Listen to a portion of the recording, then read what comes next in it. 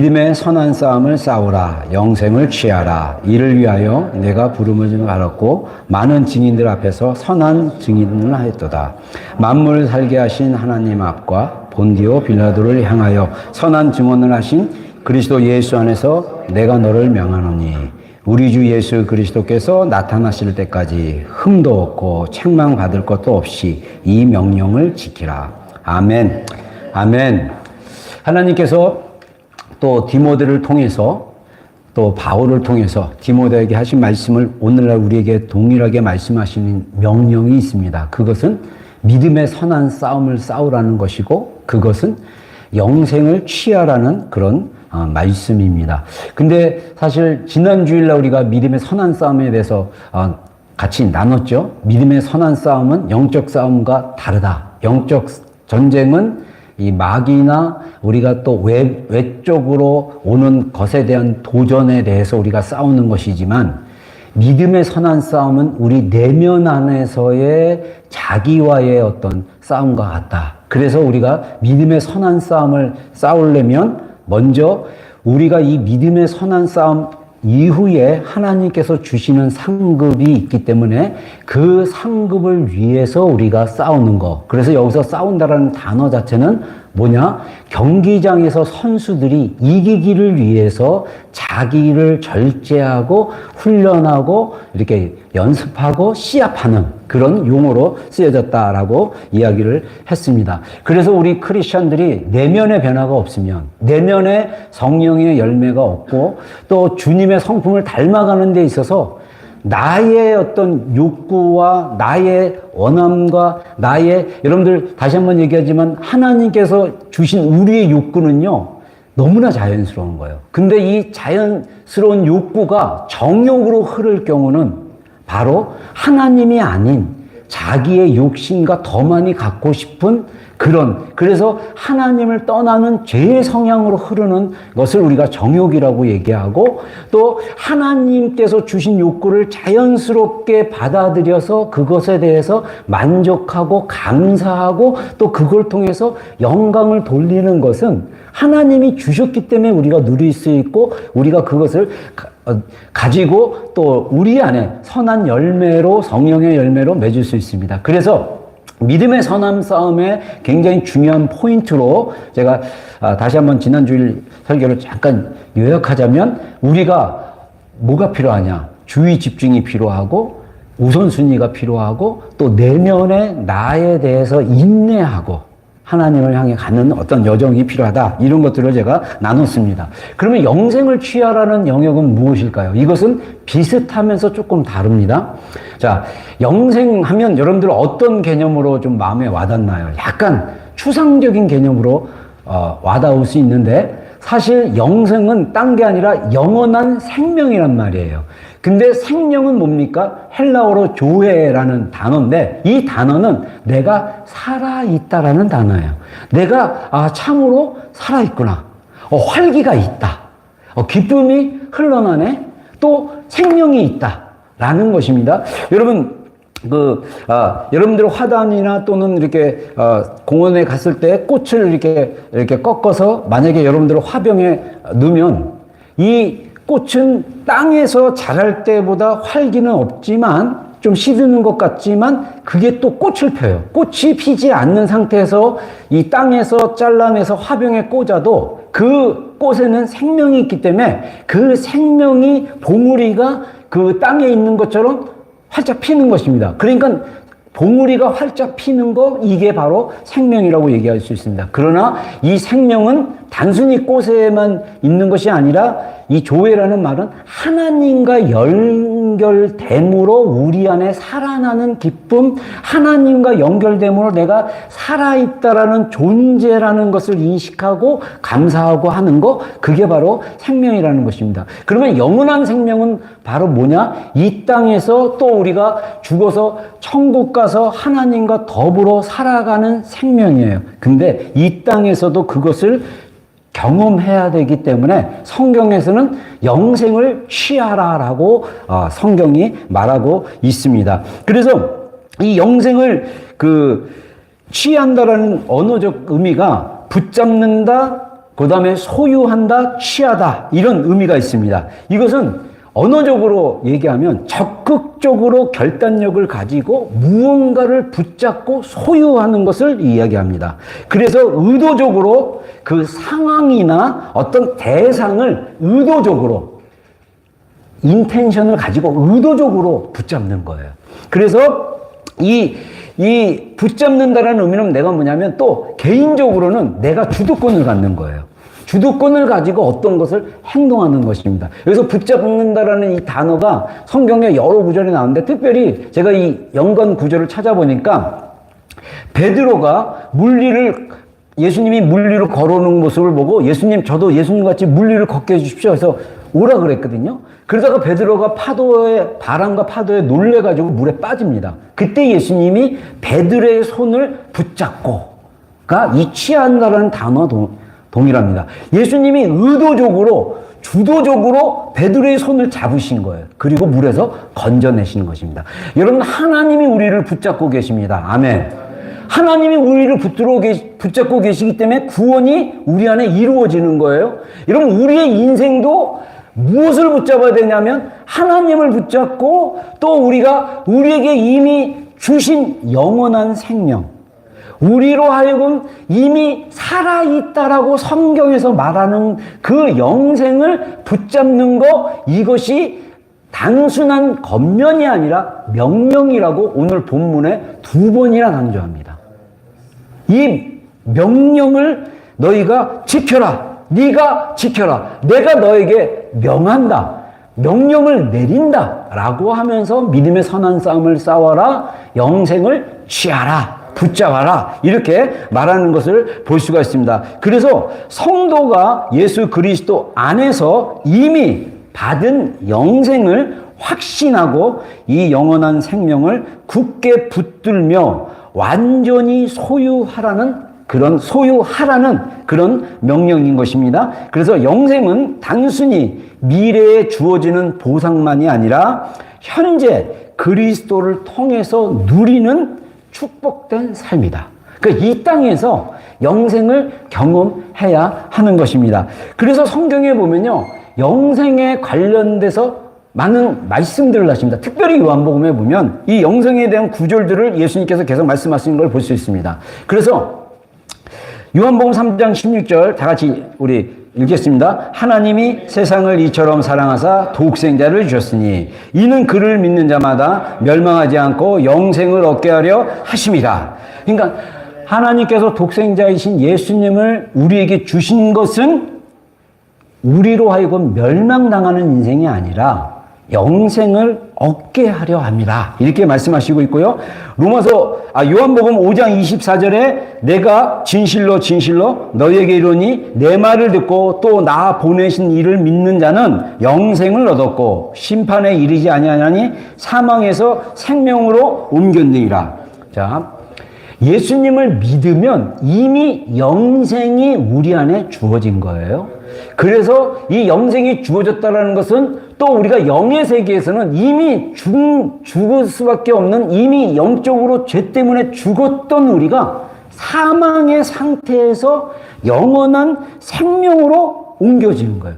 그러니까 우리가 만약에 이 땅에 살면서 우리의 신앙이 잠자는 신앙이 될 수도 있고 병든 신앙이 될 수도 있고 영적으로 죽은 신앙이 될 수도 있어요. 그래서 고린도서에 사도 바울이 잠자는 자들아 깨어나라, 죽은 자들은 다시 일어나라 라고 강조하는 그런 말씀을 하기도 합니다. 우리가 영적으로 이미 예수님의 그 십자가의 복음으로 영원한 생명을 얻었음에도 불구하고 여전히 사망 안에 머무는 그런 상태가 될 수도 있다라는 것을 여러분들 기억하시고, 우리는 이미 생명으로 옮겨진 영생을 얻었기 때문에 이 영생은 영원히 함께하는 것입니다.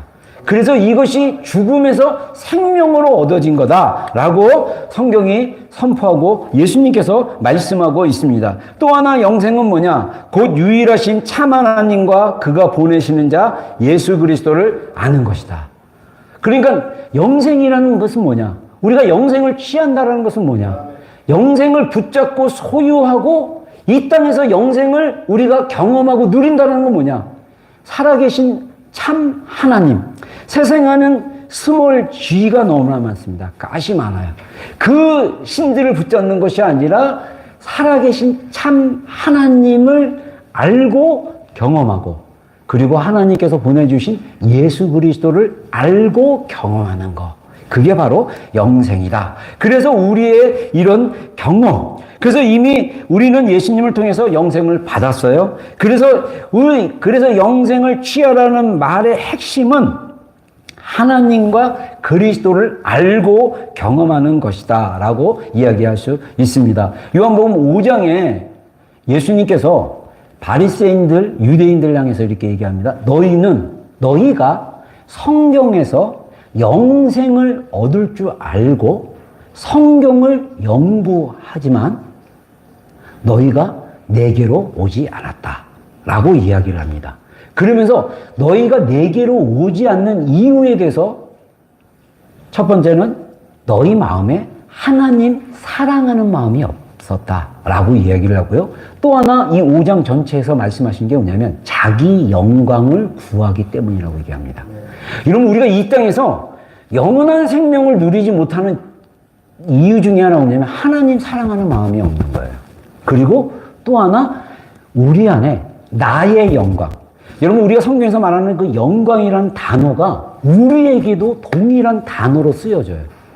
우리가 여기서 영광을 받는다는 건 뭐냐면 사람들에게 주목을 받고 사람들에 의해서 높임을 받고 사람들에 대해서 인정을 받고 사람들이 나를 인정해주고 사람들이 나에게 얻음하여 하고 나를 막 이런 거에 추구하는 삶이 자기 영광인 거예요. 우리는 이 땅에서 하나님께 영광을 돌리면 하나님이 그 받으신 영광을 우리를 통해서 하는데, 이미 그것이 그런 삶을 살았을 때 사람들은 우리를 통해서 하나님께 영광을 돌릴 수 있다. 그래서 지난 주일날 마태복음에 말씀하신 것처럼 너희의 착한 행실을 보고 사람들이 너희 하나님 아버지께 영광을 돌리니라. 이미 우리가 선한 능력으로 선한 착한 행실로 이 땅에 살아가면 이것이 사람들이 나를 주목하고 인정해주고 나에게 영광을 돌리려는 것에 초점을 맞추지 않고 그냥 하나님의 생명으로 하나님께 돌리려는 삶을 살면 사람들이 우리의 삶을 보고 우리의 착한 행실을 보고 누구에게 영광 돌리냐? 우리에게 영광을 돌리는 것이 아니라 하나님 아버지께 영광을 돌리는 거예요. 여러분, 이 원리를 알고 우리 삶 속에 하나님께 집중하고 사는 삶이 얼마나 중요한 건지, 영생을 취하는 삶은 바로 그리스도를 알고 하나님을 알고 그분과 교제하고 경험하는 삶이라는 것을 우리가 알아야 할 것입니다. 그러면 우리에게 영생을 누리고 취하고 누리는 삶, 제가 이거를 묵상하는데 두 가지로 오늘 좀 포인트로 얘기하고 싶어요. 우리를 향한 하나님의 뜻 안에서 살아가면 이미 우리는 영생을 누리고 영생을 붙들고 소유하고 있는 것이라는 것입니다. 그래서 15절 말씀, 데살로니가전서 5장 15절로 18절 말씀인데, 먼저 15절 말씀 한번 우리 읽어보겠습니다. 삼가 누가 누구에게 되든지 악으로 악을 갚지 말고 서로 대하든지 모든 사람을 대하든지 항상 선을 따르라. 자, 이 짧은 네 구절 안에 항상 이 두 번 나와 있고 쉬지 말고가 한 번 나와 있고 범사라는 단어가 나와 있어요. 그래서 누구를 대하든지 항상 선을 따르라 했을 때 이 선은요, 본질적으로 좋은 것을 이야기합니다. 그러니까 이 본질적으로 좋은 것은 뭐냐? 바로 하나님으로부터 온 거예요. 하나님으로부터.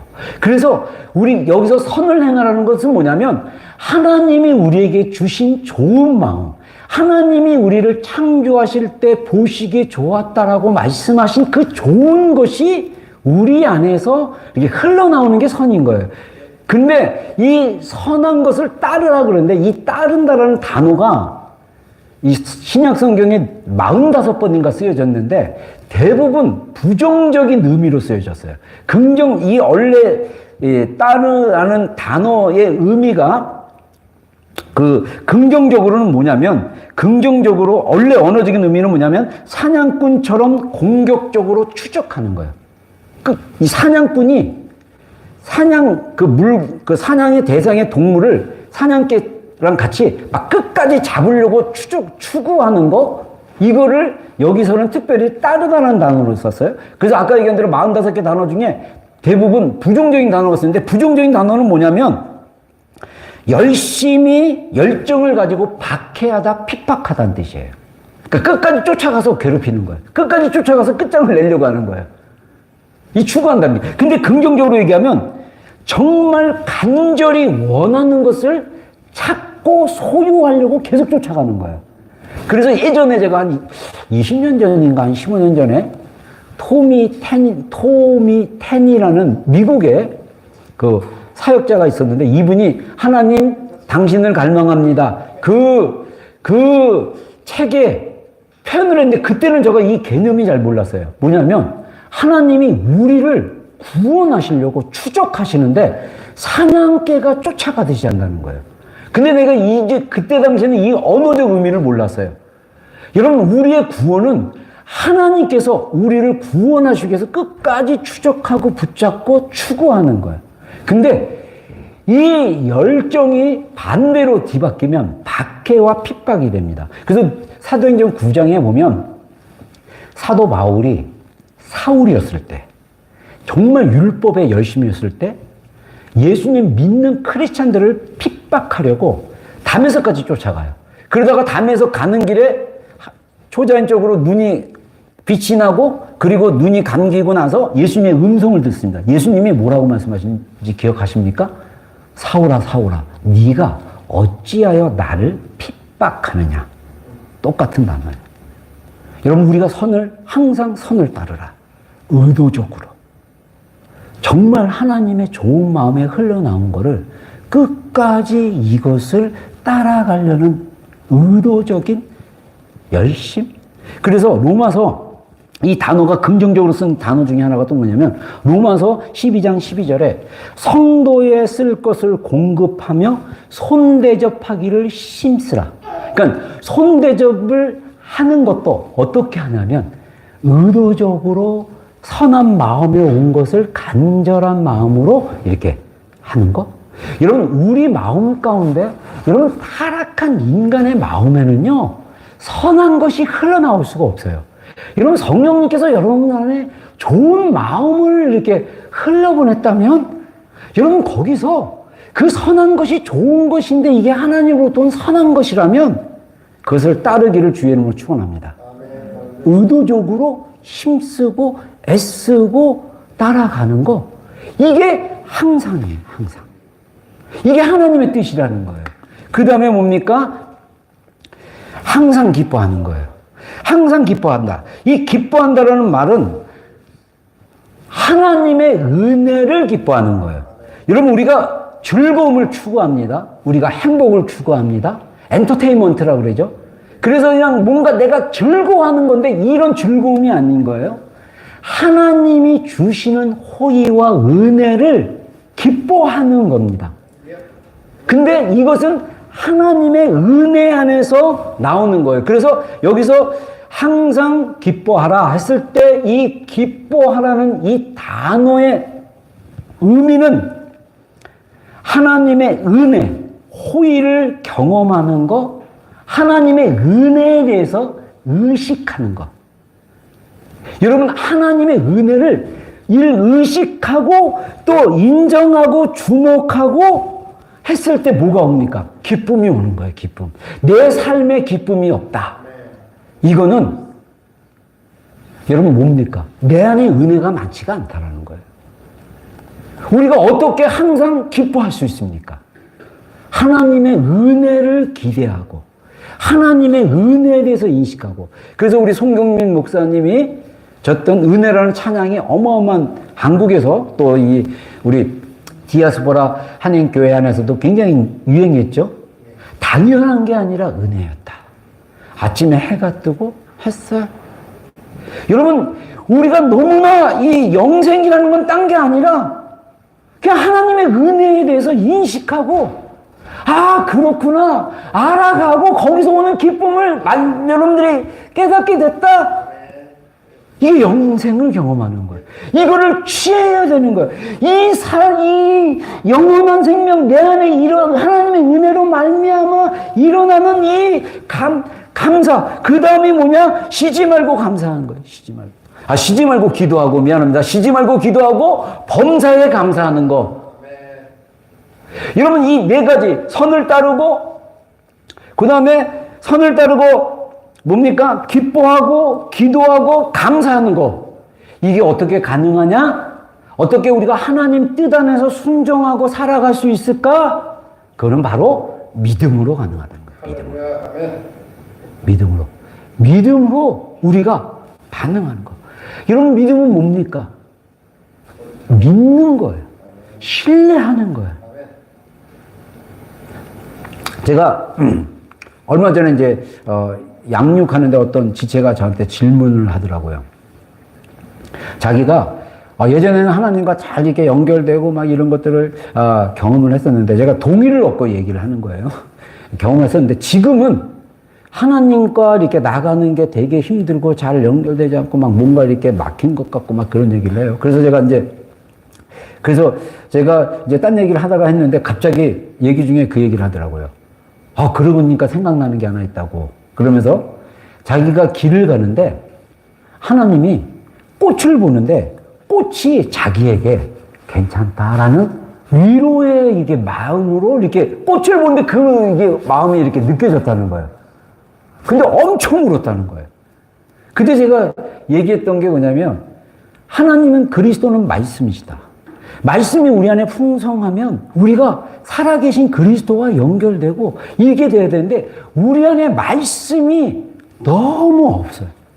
그 말씀과 소통하는 법을 배워야 되는데, 그 말씀 안에서 우리에게 말씀하시고 연결되는 그것이 안 되고 있기 때문에 힘든 거 아닌가를 얘기했을 때 지체가 그 얘기를 하는 것을 제가 들었습니다.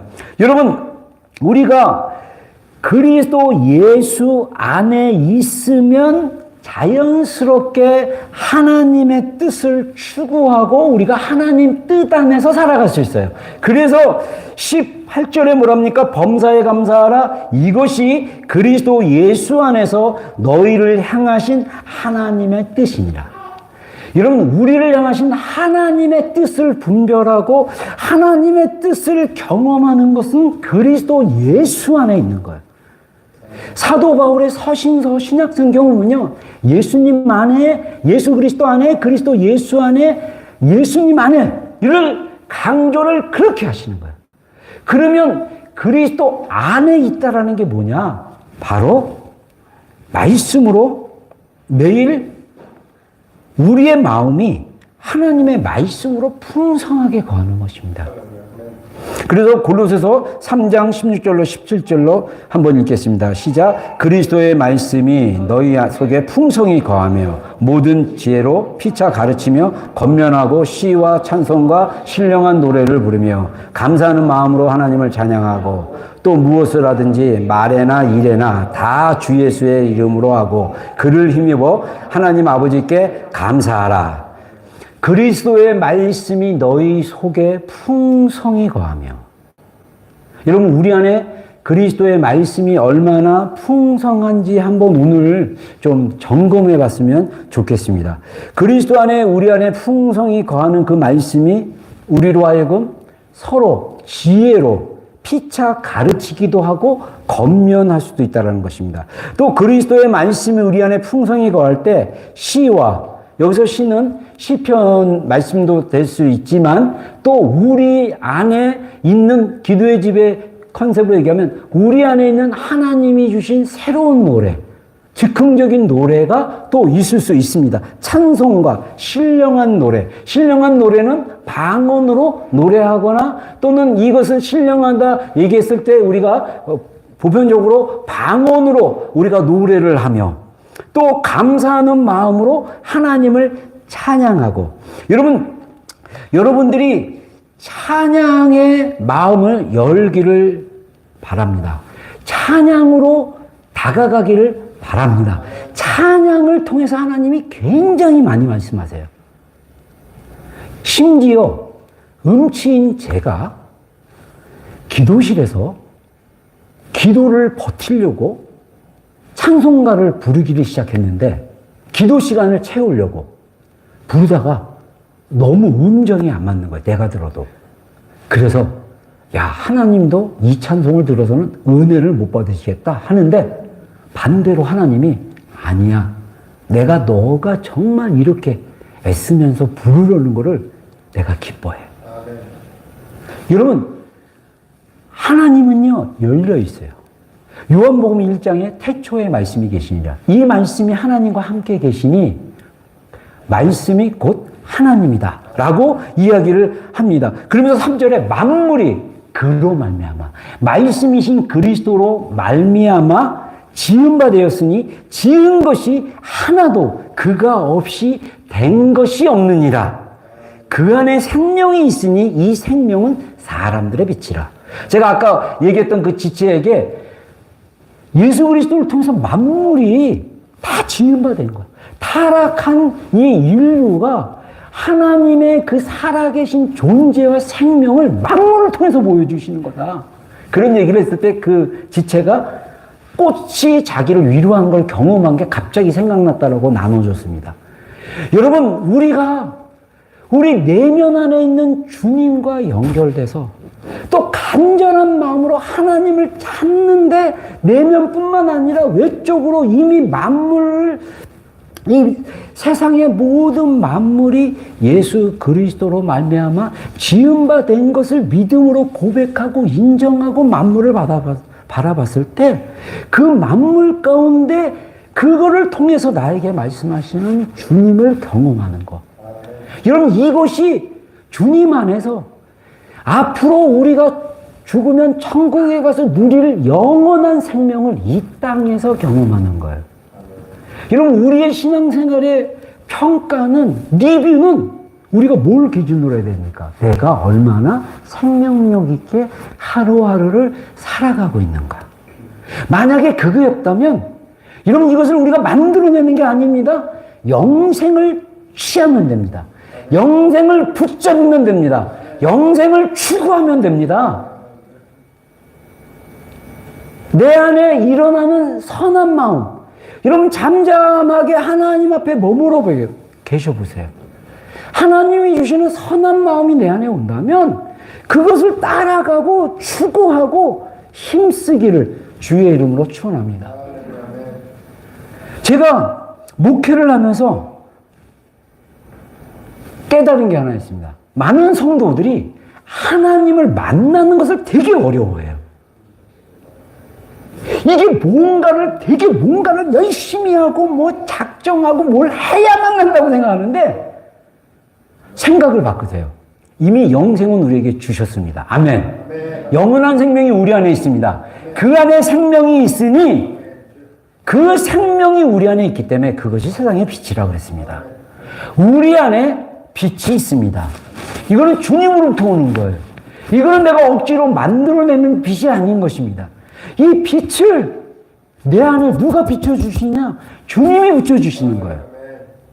그래서 우리가 할 수 있는 것은 뭐냐면 내 안에 말씀이 풍성히 거할 수 있도록 힘쓰고 애쓰고 초점을 가르치는 것입니다. 제가 이 한국 지난 6월에 갔다가 도서관에서 우연히 제가 머무른 숙소 근처에 또 도서관이 있다고 그래서 제가 잠깐 도서관 가서 상담 쪽에 관련된 책 좀 볼만한 게 있는가 해서 찾았는데 거기서 그 명상에 관련된 굉장히 두꺼운, 맨 처음에 얇은 책이 있어요. 그래서 나중에 보니까 두꺼운 책이 또 있더라고요. 그래서 그 책을 읽었는데 저는 그 책을 좀 읽으면서 약간 거룩한 제 안에 약간 시기, 그러니까 나오는 게 뭐냐면, 여러분, 명상은요, 주의를 집중하는 거래요. 명상은 자기가 지금 현실적으로 존재하는 걸 집중하면서 하는 건데, 이게 불교에서 나왔어요. 근데 이 명상의 훈련 중에 스트레스 완화 프로그램이 이미 90년대 얼마나 활성화됐냐면, 그 유명한 사람이 있어요. 이 사람이 교수고 또 이게 완전 테라피로서는 전문가입니다. 심리학 상담가, 인지치유 다 그런 사람들이 스트레스가 너무나 많은 여러 가지 질병의 사람들이 있어요. 그래서 그 예를 이렇게 보는데 어떤 사람은 어떤 환자가 왔는데 이 미국에서 병원에서 의사들이 그 저자 그 센터로 다 가라고 처방을 내려주는 거예요. 그럼 8주 코스로 하는 겁니다. 매일매일 일주일에 6일 거기서 가르쳐주는 명상 훈련을 시키면 일주일, 2주일 지나면요 통증이 완화되고 스트레스가 완화가 된다는 거예요. 근데 거기서도 진지하게 이것에 열심히 집중해야 된대. 매일 꼬박꼬박. 이러지 않으면 효과가 없다는 거예요. 여러분, 우리는 복음이 있거든요. 성령님이 있어요.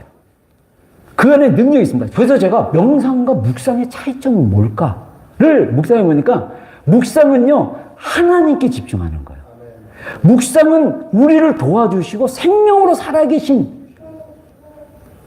여러분, 인간 안에 하나님이 창조하신 그 자원이 어마어마해요. 안 믿는 불신자들은요, 그 자원을 믿고 자기 인간의 힘으로 캐려고 하고 있어요. 근데 우리는 선물로 성령님의 능력이 우리 안에 있어요. 이 능력을 우리가 어떻게 해야 되냐? 개발하는 거예요, 개발. 현대사회처럼 많은 현대인들로 스트레스로 받게 하고 하나님께 집중 못하고 자꾸 인생이 더 힘들고 그래서 내과학자들이 얘기하는 것처럼 뇌가 막 망가지도록 SNS나 이런 것들에 막 몰입하도록 이 시대에 우리가 살고 있어요. 세상 사람들이 그렇다면 어느 정도 인정을 하겠지만 중요한 것은 우리 크리스천들이 성도들에게 이미 주신 영원한 생명, 살아있는 생명, 나로 하여금 존재적으로 살아가게 하는 그 생명이 이미 우리 안에 있는데 이게 병들었거나 잠들어 있거나 죽어 있거나 이거를 어떻게 살릴 수가 있겠습니까? 가장 기도와 말씀. 기도와 말씀인데 우리 안에 매일 말씀을 읊조리고 묵상하는 거. 여러분, 하나님께서 이스라엘을 선택할 때 아브라함부터 이스라엘 민족이 형성된 게 아브라함부터죠. 아브라함, 이삭, 야곱 그리고 시간이 450년 지난 다음에 이스라엘 백성들이 애굽에서 노예 생활했을 때 모세를 통해서 본격적으로 이스라엘이라는 민족을 바로의 압박 안에서 노예 생활에서 건져내기로 결정하시고 하나님의 때가 있어서 건져내실 때 건져내고 나서 하나님이 시내산에서 모세를 만나주시고 십계명 돌판을 주면서 언약식을 합니다. 내가 너를 이 땅에서 제사장 나라로 세울 것이고 거룩한 하나님의 백성으로 세울 것이고 나중에는 자녀라고 말씀하세요. 불렀어요. 근데 그들이 하나님이 자신을 제사장으로, 제사장 민족으로, 거룩한 백성으로, 그리고 하나님의 자녀로 부르셨는데 이스라엘 백성들에게 그 언약을 지키기 위해서 무엇을 하라고 하냐면 말씀을 읽고 묵상하고 기도할 것을 명령하셨어요. 그래서 이스라엘 백성들은 하나님의 말씀을 잃어버리지 않으려고 계속 말씀을 아침, 점심, 저녁으로 묵상을 했어요. 그래서 시편 1편에 복 있는 사람은 여호와의 율법을 적어도 주야 낮 시간과 밤에 묵상한다라고 이야기를 하고 있습니다. 오늘날 우리 성도들은 구약 시대보다 더 확실한, 그래서 그때 당시에는 돌에 새겨진 말씀이고 두루마리 성경에 새겨진 말씀인데 이제 성령님이 와서 우리 마음판에 말씀을 심어 놓으셨어요. 신비에, 돌비가 아닌 돌의 그 계명판에 새겨진 말씀이 아니라 우리의 마음속에 새겨진 말씀. 성령님이 우리 안에 있습니다. 근데 이게 교통이 잘 안 난다고들 해요. 생각을 바꾸시면 마음을 열시면 돼요. 마음을 열고 만물 가운데 계신 주님, 특별히 말씀으로 계시는 주님. 그래서 이 말씀을 내 안에 완전히 내 안에 하나의 에너지와 같이 나의 영적인 에너지, 내 정말 그 실제로 피가 되고 살이 되고 또 우리 브레인에 이 신경 전달 물질처럼 흘러갈 수 있도록 하는 거. 그래서 제가 소개했던 캐롤라인 리프 박사가 생각은 추상적이지가 않다. 생각은 물질적이다. 왜? 우리가 유해한 생각, 안 좋은 생각을 하면 그 생각에 집중하다 보면 감정이 움직이고 그 감정이 움직이기 시작하면 우리 내면 안에서 안 좋은 전달 물질이 나오거나 또는 나와야 될 좋은 신경 전달 물질이 나오지로 못함으로 인해서 몸이 아프지고 생각이 더 부정적으로 바뀌게 되고 이런 것을 이야기하고 있는 거예요. 그래서 말씀이 우리 안에 풍성히 거하는 거. 저는 그래서 20대 때 골방 가서 방언으로 기도하는데 하나님이 저에게 말씀하시는 하나님이 분명하게 저에게 말씀하신 게 성경 말씀을 해석해 주시고 알게 하시고 깨닫게 해 주신 거였어요. 근데 제가 그때 군대에 있을 때 제가 경비대에 있었는데 경비대 초소를 밤 새벽 하루에 3번 누돌해갖고 돌아갑니다. 그래서 2시간 근무하고 4시간 쉬고 2시간 근무하고 그래서 하루에 8시간을 근무를 하는데 이게 6시간 단위로 근무하는 거예요. 잠이 많이 부족해갖고 한 달에 외박도 주고 막 휴가도 주고 그러는데 그러면 새벽 타임에 꼭 2번 정도는 나가야 돼요. 밤 10시에 12시 가면 또 그 4시간 후인 새벽 4시, 6시 타임이 되는 거예요. 그래서 해역이 날 때는 막 졸면서 나가요. 우리 경비대 버스 다 타면 한 버스로 가면 휙 한 바퀴 돕니다. 올림픽 경비대였는데 그 방이동에 있던 올림픽 선수촌 아파트를 경비하는데 거기를 쫙 돌면 초소가 가요. 그럼 혼자씩 다 근무를 해요. 그럼 막 자기도 하고 막 그런데 저는 그때 시간이 성경을 읽는 시간이에요. 성경책을 가지고 2시간 동안 성경을 열심히 읽어요. 막 성경 말씀이 꿀처럼 막 달았던 시대예요.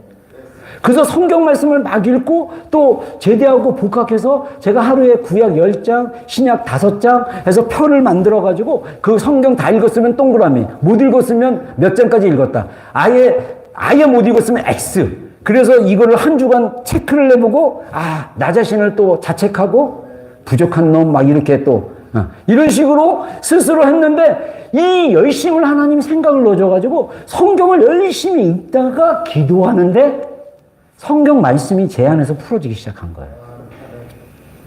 말씀이 우리 안에 풍성히 거하려면요, 읽기와 암송과 묵상이 같이 가야 돼요. 그래서 제가 이렇게 양육하면서 이 얘기를 제가 잠깐 얘기했더니 그 얘기 하더라고요. 목사님, 우리 암송대회 한번 해요. 네. 그러면 동기부여가 좀 될 것 같아요. 그런데 한번 생각해 보겠습니다. 자, 그래서 여러분 중요한 거는 하나님의 말씀이 매일매일 우리 안에 충만하게 거하는 일상을 만들어 가는 거, 이게 바로 영생을 취하고 영생 안에서 누리기 위한 우리의 애씀이 있는 거예요. 여러분 명상할 때도 그 명상가가 뭐라고 얘기하냐면요, 그 의사가 이 명상도 집중하고 시간을 정해놓고 30분 동안 하지 않으면 효과가 없다라는 거예요.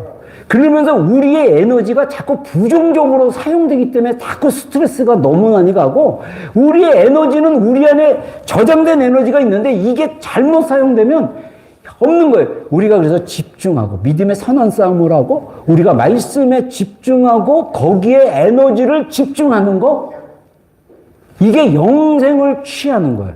우리 일상의 삶에서 충만히 말씀이 거하도록 암송하고 읽고 기도하는 거, 생명이 살아 움직이는 믿음 생활이 되도록 우리 안에 삶의 패턴을 변화시키고 바꿔야 된다.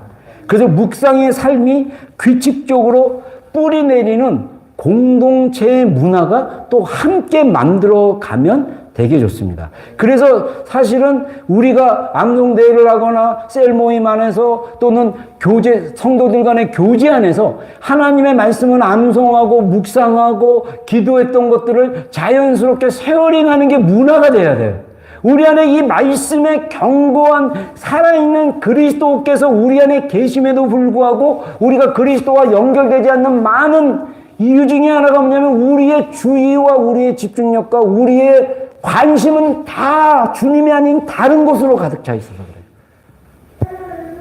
만물, 하나님이 지으신 거, 하나님의 형상이 나타나는 그런 것들에 우리가 주의를 기울이고 더 하나님 안에서 집중할 때 이 문화와 변화가 우리 이 패턴이 바뀔 수 있다는 것입니다. 그래서 우리는 영생의 확신과 기쁨 속에 살아가야 하고 살 수 있다. 성도는 예수 그리스도를 믿음으로 이미 영생을 소유한 사람들이다. 영생은 미래의 소망이기도 하지만 현재의 삶에서 누리는 축복이기도 한다. 그래서 매일의 삶에서 하나님과 깊은 교제 속에서 영생을 현재적으로 경험하는 삶을 취하고 붙잡고 소유해야 하는 것이라는 거죠. 이것이 하나님의 명령이요 또한 하나님의 부르심이다. 아멘. 아멘.